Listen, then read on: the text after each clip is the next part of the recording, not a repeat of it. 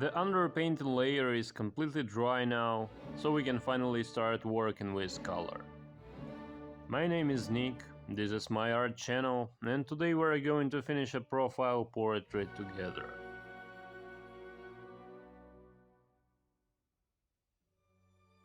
So let's get our paints ready.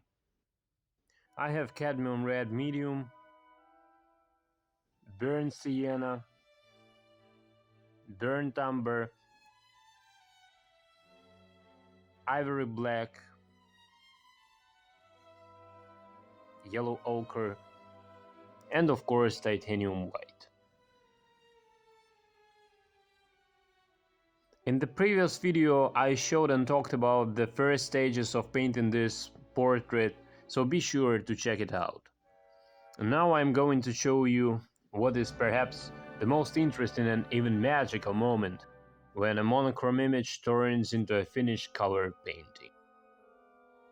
Firstly, I'll apply a thin layer of yellow ochre diluted with linseed oil to the face area, to slightly tone down this cold white and liven up the surface a little.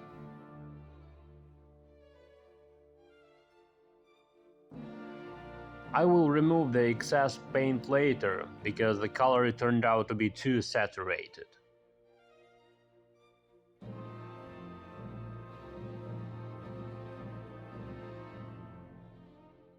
Then I will start creating the background. And by the way, I really liked how it turned out. Although, to be honest, I was not very satisfied with the painting itself. But it doesn't have to be perfect. It's not a masterpiece, it's just a sketch, so don't be upset if something doesn't work out. Don't be afraid of failure, because this fear often slows down progress. Don't be afraid of making ugly paintings, because the most important thing is to gain experience. Try to analyze the results of your work and never forget to know the good things. In this painting, I don't like the face, I see a lot of mistakes here and there, but I'm incredibly happy with the background.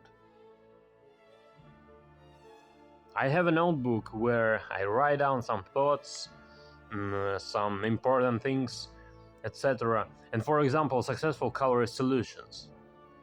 I like the background of this painting so much that I wrote down which paints I used, and I want to share this with you. Such a warm, interesting and even rich background was achieved by applying burnt sienna, medium cadmium red and a little black to darken on top of the yellow ochre imprimatur. By the way, this is another proof of the enormous importance of the imprimatur and the need to carefully choose its color.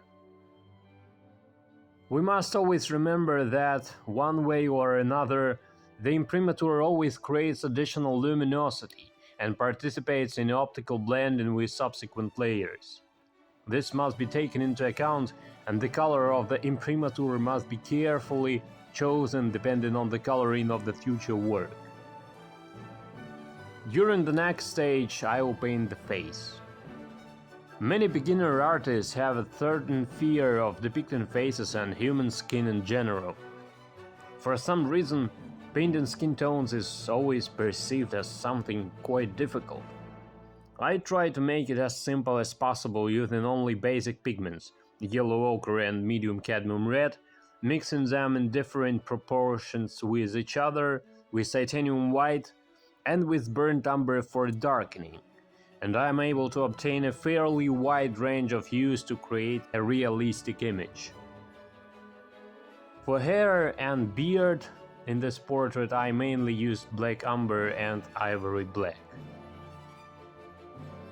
The main goal of this painting study is to practice with a limited palette and to explore all possible combinations of shades based on just a few basic pigments. I believe this exercise is very useful for quickly mastering classical painting techniques, so be sure to try it in your own studio. If you have any questions, feel free to ask them in the comments below.